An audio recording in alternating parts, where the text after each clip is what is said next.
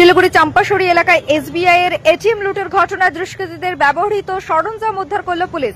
শিলিগুড়ি মহকুমা বাগডোগরা গোসাইপুরের একটি জঙ্গল থেকে প্লাস্টিক মোড়া অবস্থায় gas cutter pipe, gas cylinder উদ্ধার করল পুলিশ।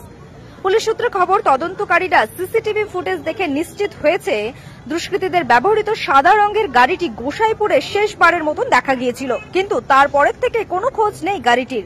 এতে সন্দেহ বাড়ে পুলিশের।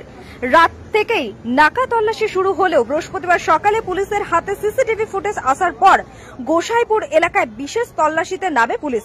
এরপরই ওই জঙ্গল থেকে লুটের ব্যবহৃত সরঞ্জাম উদ্ধার করা হয়। পুলিশ প্রাথমিক অনুমান করেছে গোসাইপুর এলাকায় গাড়ি বদল করেছে দুষ্কৃতীরা।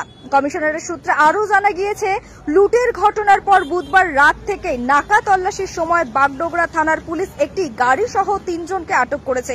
তাদের ওই ঘটনায় জড়িত থাকার সন্দেহ টানা জিজ্ঞাসাবাদ শুরু করেছিল তদন্তকারীরা। সেই সঙ্গে দুষ্কৃতীদের খড়িবাড়ি দিয়ে বিহার পালিয়ে যাওয়ার বিষয়টিকে উড়িয়ে দিচ্ছে না কমিশনারের শীর্ষ কর্তারা।